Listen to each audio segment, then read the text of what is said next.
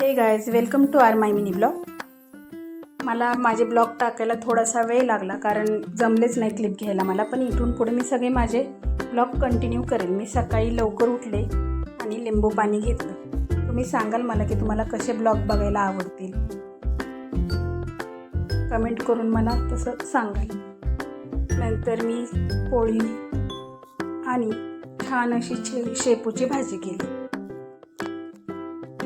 त्यानंतर मस्त असा दडपे पोह्यांचा नाश्ता केला. मग मुलाला आईकडे सोडवलं. तिथून पुढे मग मी माझ्या जॉबवर जायला निघाले. दिवसभरात पाऊस हा येतच होता, थोडी रिमझिम झिमझिम चालूच होती. दिवस माझा मस्त छान गेलेला आहे. नंतर ना